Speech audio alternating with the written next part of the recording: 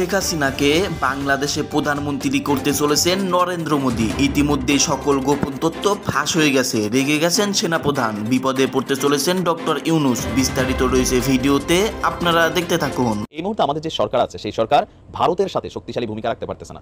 এখনো আওয়ামী লীগের সেটআপটা আছে, এটাই হচ্ছে ভয়ের কারণ। আর শেখ হাসিনা যেভাবে দেশে ফিরে রাজনীতিতে সক্রিয় হতে পারেন, এটা আমার দেওয়া টাইটেল না, প্রত্যেকটা গণমাধ্যমের। আপনি দেখেন ভারত আজকে যে বক্তব্যটা দিছে, এরকম বক্তব্য কিন্তু কঠিনভাবে দিচ্ছে।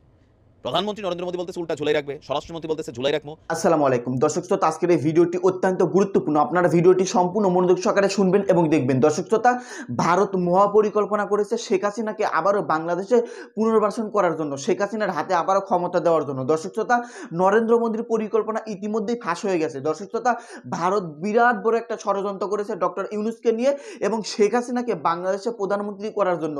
শেখ হাসিনাকে বাংলাদেশে আবারও পুনর্বাসন করবেন ভারত। খুব শীঘ্রই এই পথে হাঁটছেন নরেন্দ্র মোদী। নরেন্দ্র মোদীর গোপন তথ্য আজকের এই ভিডিওতে আপনাদের দেখাতে চলেছি। আপনারা দেখলে রীতিমতো অবাক হয়ে যাবেন। শেখ হাসিনাকে কেন আবারও প্রধানমন্ত্রী করতে চাচ্ছেন নরেন্দ্র মোদী? শেখ হাসিনার হাতে দেশ তুলে দেওয়ার ষড়যন্ত্র চালাচ্ছেন ভারত, নরেন্দ্র মোদী। তো বেশি কথা না বলে আমরা ভিডিও ক্লিপে চলে যাচ্ছি। আপনারা মনোযোগ সহকারে ভিডিওটি দেখতে থাকুন। দেখেন ভাই, আমার কাজ হচ্ছে নিউজ করা। আমি কোনো নির্দিষ্ট দলের পেইড সাংবাদিক না যে আমি ধরেন এক ধরনের রাজনৈতিক নিউজই করবো, সেটা হতে পারে শুধু আওয়ামী লীগের পক্ষে, বিএনপির পক্ষে বা জামাতের পক্ষে। আমার কাছে যখন যে নিউজটা গুরুত্বপূর্ণ মনে হয় আমি আমার জায়গা থেকে নিউজ করি।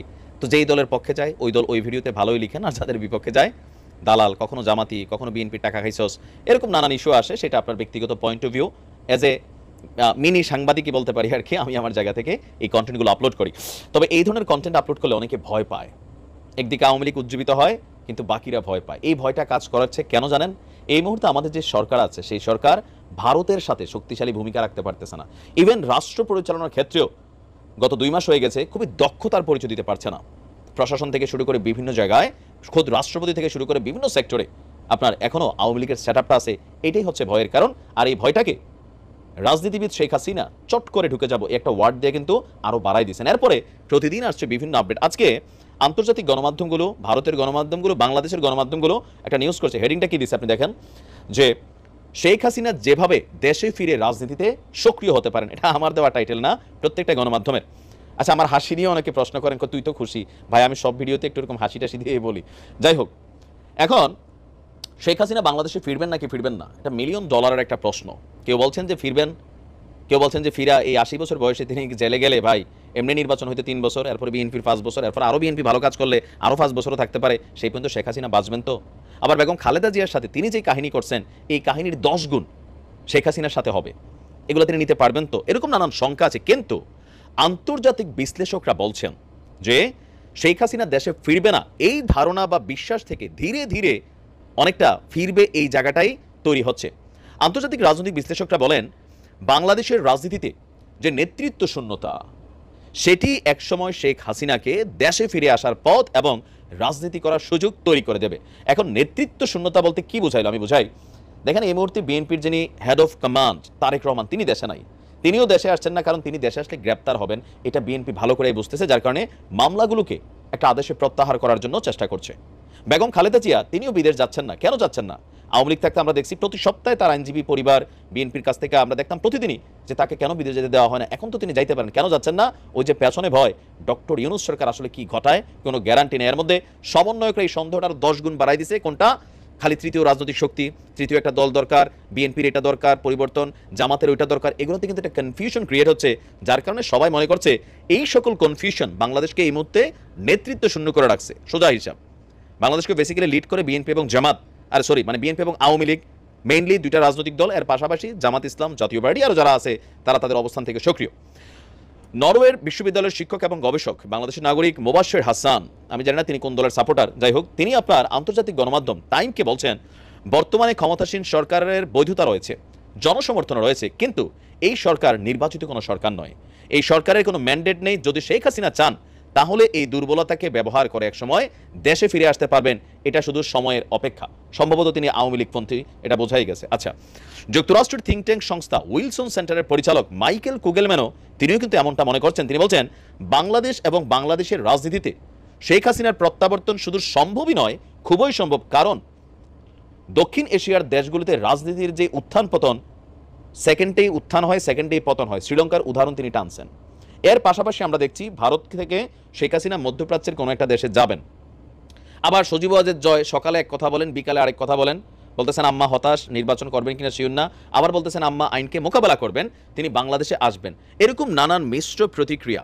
তবে বিশ্লেষকদের ফোকাস পয়েন্ট যেটা আমি যতটুকু এটা পড়লাম, সেখান থেকে বোঝাই যাচ্ছে যে যদি ডক্টর ইউনূসের সরকার ফ্লপ করে, গতকালকে আমি বলছি এটা নিয়ে আমার আরেকটা নিউজ ছিল, ডক্টর ইউনূস সরকার যদি ফ্লপ করে তাহলে কিন্তু শেখ হাসিনার দেশে প্রত্যাবর্তন করার সুযোগটা অনেক গুণ বেড়ে যাবে।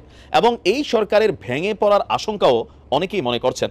যেমন আমাদের বাংলাদেশ সেনাবাহিনীর অবসরপ্রাপ্ত মেজর জেনারেল এবং নিরাপত্তা বিশ্লেষক শহীদুল হক, তিনি মার্কিন এই সাময়িকী টাইম ম্যাগাজিনকে বলছেন, আওয়ামী লীগ গত 15 বছর ক্ষমতা ছিল, দীর্ঘ সময়, এই মুহূর্তে বাংলাদেশের পুরো আমলাতন্ত্র এবং প্রশাসনকে নিজের মতন করে সাজিয়েছেন। বর্তমান সরকার কয়েকজন চিহ্নিত এবং আমলা ও কর্মকর্তাদের বিরুদ্ধে আইনগত ব্যবস্থা নিচ্ছে ঠিকই, কিন্তু পুরোটা প্রশাসনরে রাতারাতি ঢেলে সাজানো এই সরকারের পক্ষে সম্ভব নয়। তাছাড়া প্রশাসন ঢেলে সাজাতে গেলে আমলাতন্ত্রের সঙ্গে দ্বন্দ্বের সৃষ্টি হবে। অন্তর্বর্তী সরকার কোনোভাবেই এই ঝুঁকি নিতে চাইবে না। এই প্রশাসন এবং আমলাতন্ত্রই আওয়ামী লীগ এবং শেখ হাসিনাকে ফের রাজনীতিতে ফিরিয়ে আনবে। এই কথাগুলোর বাস্তব প্রেক্ষাপট হচ্ছে আপনারা হঠাৎ করে দেখছেন হাসনাত, সার্জিস বা তারা সবাই বলছে রাষ্ট্রপতির পদত্যাগ চাই, আমলাতন্ত্রে যারা আছে এদের পরিবর্তন চাই, পুরো সেক্টরকে ঢালতে চাই, নানান যে আলটিমেটাম আসছে। বিএনপি বলতেছে ইউনিয়ন পর্যায়ের যে চেয়ারম্যান তারও বদলাইতে চাই। বিএনপির কালকে আলটিমেটাম শুনছেন না যে কি পরিমাণ লিস্ট দিছে। এটার একটাই কারণ যে হুট করে যদি শেখ হাসিনা বাংলাদেশে আবার এয়ারপোর্ট দিয়ে আসুক, তিনি তো আর সীমানা দিয়ে রাতের আধারে পালা ঢুকবেন না, আবার ধরেন ঢুকেই গেল কথার কথা, তখন হবে কি যারা একটু ঝিমাইয়া ছিল, ভয় পাচ্ছিল, তাদের মধ্যে সাহস সঞ্চারিত হবে। এটাই পশ্চিমারাও বিশ্লেষণ করছেন। তবে এখানে বিষয়টা এতবার সোজাও না। ঢুকতে গেলে এখানে ভারতের একটা ইস্যু আছে, মোদির একটা গ্রিন সিগন্যাল লাগবে, আবার মার্কিন যুক্তরাষ্ট্রের একটা গ্রিন সিগন্যাল এখানে ইস্যু আছে। অলরেডি মার্কিন যুক্তরাষ্ট্রে আবার 2 কোটি টাকা ইনভেস্ট করে লবিস্ট নিয়োগ করছে আওয়ামী লীগ। নানান কিছু ঘটছে আন্তর্জাতিক অঙ্গনে। তো আসলে বাস্তবতা কি সেটা সময় বলবে। এই জিনিসগুলো যখন বাংলাদেশ আওয়ামী লীগ সরকার ক্ষমতায় ছিল তখনও বলতাম, তখন ভাবতাম যে আওয়ামী লীগ সরকার তো ভারতের উপর অনেক ভালোবাসা, বা সাবেক প্রধানমন্ত্রী তিনি বলতেন ভারতকে যা দিছি আজীবন মনে রাখবে। আর ভারত একটা পেছন থেকে শক্ত সাপোর্ট করছে সরকারকে, সেই জন্য সরকার হয়তো বলে না, উল্টা নিজেদের ঘাড়ে দোষ নেই। কিন্তু এখন যে সরকারটা আছে তারা তো ভারতের উপর স্ট্যান্ড করে দাঁড়ায় নাই, তারা তো ধরেন পিছনে কোনো শক্তির উপর স্ট্যান্ড করে দাঁড়ায় নাই, তারা ছাত্র জনতার অভ্যুত্থানের মাধ্যমে আছে। তাহলে এখন কেন ভারতের ইস্যুতে আমরা মানে ম্যান করি কথা বলার সময়? আপনি দেখেন ভারত আজকে যে বক্তব্যটা দিছে, এরকম বক্তব্য কিন্তু কঠিনভাবে দিচ্ছে। প্রধানমন্ত্রী নরেন্দ্র মোদী বলতেছে উল্টা ঝুলাই রাখবে, স্বরাষ্ট্রমন্ত্রী বলতেছে ঝুলাই রাখবো। এখন আজকে যিনি পররাষ্ট্র মন্ত্রণালয়ে ব্রিফিং করেছেন তিনি যেই কথা বলছেন, এই কথার কিছু কিছু অংশ আমাদের দেশের হিন্দু ভাইরা আসলে বিশ্বাস করে বসেন। গতকালকে আমাদের পূজা উপলক্ষে আমাদের সরকারের পক্ষ থেকে বলা হয়েছে কি 2 লক্ষ আনসার, কত 2 লক্ষ আনসার দেশের বিভিন্ন যে পূজা মণ্ডপগুলো আছে সেখানে তারা পাহারা দিবে। পুলিশ, র্যাব নিরাপত্তার জাল বিছিয়েছে, সেনাবাহিনী মাঠে আছে। এর পাশাপাশি বিভিন্ন যে রাজনৈতিক দলগুলো, জামাত ইসলাম থেকে শুরু করে বিএনপি, আরও যে রাজনৈতিক দলগুলো আছে তারাও বলছে যে তারা স্থানীয় যে পূজা মণ্ডপগুলো আছে সেগুলোতে পাহারা দিবে। এখনও পূজা শুরু হয় নাই, কিন্তু ভারত বলে ফেলছে কি কিছু কিছু জায়গায় নাকি আমাদের হিন্দু ভাইদের পূজা মণ্ডপ ভাঙচুর করা হচ্ছে। এগুলা কাম্য না। তোমাদেরকে কে দায়িত্ব দিছে বাংলাদেশের হিন্দুদের সাথে কি হয়েছে এটা নিয়ে ওইখান থেকে ব্রিফিং দিতে? এটা কি জায়গির পাইছো? বাংলাদেশ কি ভারতে বসবাসকারী আমাদের যে কমিউনিটি আছে, মুসলিম কমিউনিটি, এদের সাথে যে কুরবানি দিতে দেয় না, আমরা কি এগুলো নিয়ে কথা বলি? বড়জোর ফিলিস্তিন নিয়ে মাঝে মাঝে একটু কথা বলি, এর বাইরে কি বাংলাদেশ নাক গলায়? আমরা যদি নাকি না গলায় প্রতিবেশী রাষ্ট্র হিসাবে, এখন তো অন্তত এই বিষয়গুলোর একটু সিস্টেম আসার কথা। কিন্তু আমাদের সরকার রাইট নাও যারা আছেন তাদের মেরুদণ্ডটা এখনো এতটা শক্ত হয় নাই যে ভারতকে এই সকল ইস্যুতে ডাকাইয়া কড়া ভাষায় কিছু কথা বলা এবং এটার কার্যকরী ইফেক্ট আমরা দেখা। দেখেন ভারতের পররাষ্ট্র মন্ত্রণালয়ের ব্রিফিংয়ে কি উঠে আসছে, বাংলাদেশের বিভিন্ন এলাকায় দুর্গাপূজা উপলক্ষে প্রতিমা ভাঙচুরের ঘটনা ঘটেছে, যেটাকে অবাঞ্ছিত বলে মনে করছে ভারত। দেশটির পররাষ্ট্র মন্ত্রণালয়ের সাপ্তাহিক ব্রিফিংয়ে এই মন্তব্য করেছেন আপনার মুখপাত্র রণধীর জয়সওয়াল। তিনি বলছেন বাংলাদেশে দুর্গাপূজার মণ্ডপে হামলা অনাকাঙ্ক্ষিত এবং সামাজিক সম্প্রীতির বিষয়ে সঠিক বার্তা দেয় না। এখন কোথায় ঘটছে? কোথাও কোথাও নাকি মূর্তি ভাঙচুরের ঘটনা ঘটছে। তিনি বলছেন যে সংখ্যালঘুদের নিরাপত্তা নিয়ে বাংলাদেশ কর্তৃপক্ষের কাছে ভারতের উদ্বেগ জানানো হয়েছে, আর সরকার আশ্বস্ত করেছে যে তারা বিষয়টাকে দেখবে। বা এবার খুবই আমার কথা হচ্ছে ভাই, ধরেন আমি তো একজন মুসলমান, আমার এলাকায় যদি কোনো পূজা মণ্ডপে কোনো মুসলমানের সন্তান গিয়ে হাত দেয়, আওয়ামী লীগ, বিএনপি, জামাত ইসলাম, জাতীয় পার্টি, হেফাজত ইসলাম চিনি না, উল্টা তুলা গাছের মধ্যে আমরা কি করব? জুলাইয়া কঠিনভাবে কিন্তু সাইজ করব। কেন করব? এই দেশটা আমি একজন মুসলিম হিসাবে যতটুকু আমার অধিকার, একজন হিন্দুর ততটুকুই অধিকার। তার ধর্ম সে পালন করবে, আমার ধর্ম আমি পালন করব। আমাদের এলাকার মধ্যে এরকম ঘটনা যদি কেউ ঘটায়, আমরা এলাকাবাসী মিলে এরকম তুলা গাছে লটকাইয়া উল্টা ঝুলাবো, তারপর হালকা আদর করব মান্দার গাছের ঠাইল দিয়া। এটার জন্য ভারত তো এখানে এসে কনসার্ন করার দরকার নাই।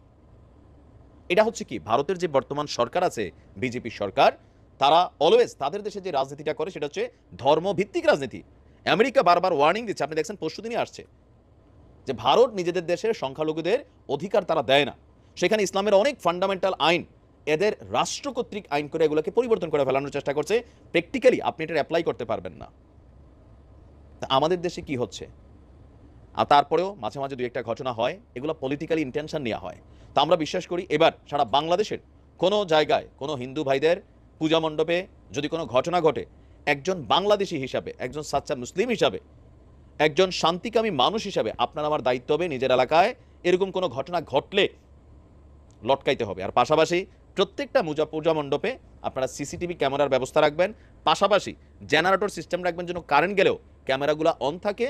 আর পূজা মণ্ডপের আশেপাশে বিস্তৃত এরিয়া জুড়ে ফ্লাড লাইটের ব্যবস্থা রাখবেন। এটা যারা আয়োজক আছেন তারাও সচেতন থাকবেন। কিন্তু ভারত এগুলা কেন করে আমি এটা বুঝি না।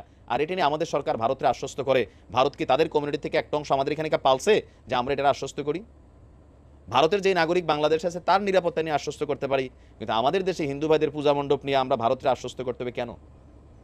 আমরা ভারতের কোন ইস্যুটাতে এরকম নাক গলাই? এতদিন আওয়ামী লীগ সরকারের দোষ হইতো, এগুলো বলা খুব সোজা ছিল। তো এখন দেন দোষ যারা মানে সমালোচনাকারীরা আছেন, কথাই তো বলেন না। এটাই হচ্ছে সমস্যা। নিজের পছন্দের লোক যদি ভুল করে এটার ব্যাপারে ফাইন না, একটা ঘটনা আছে, কিসের ঘটনা আছে মিয়া? প্রতিবাদ করা দরকার। একজন বাংলাদেশী হিসেবে আমরা এগুলো কখনো মেনে নিব না। সম্মানিত দর্শক শ্রোতা, আপনারা বিস্তারিত ভিডিওতে দেখতে পারলেন ভারত কত বড় ষড়যন্ত্র করেছে শেখ হাসিনাকে আবারও ক্ষমতা দেওয়ার জন্য। এর পেছনে সবচেয়ে বড় রয়েছে নরেন্দ্র মোদী। নরেন্দ্র মোদী কিছুদিন পরপরই বড় ধরনের পরিকল্পনা করতেছে শেখ হাসিনাকে ক্ষমতায় দেওয়ার জন্য, কিন্তু নরেন্দ্র মোদীর পরিকল্পনা সমস্ত পরিকল্পনা ভেস্তে যাচ্ছে।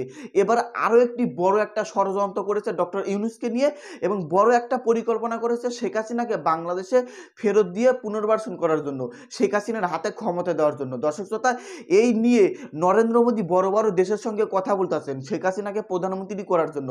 তো এই বিষয়ে আজকের এই ভিডিওতে আপনাদের বিস্তারিত চাঞ্চল্যকর তথ্য দিলাম। এ সম্পর্কে আপনারা কিছু বলতে চাইলে আপনাদের গুরুত্বপূর্ণ মতামত ভিডিওর কমেন্ট বক্সে এখনই জানিয়ে দিবেন। ধন্যবাদ।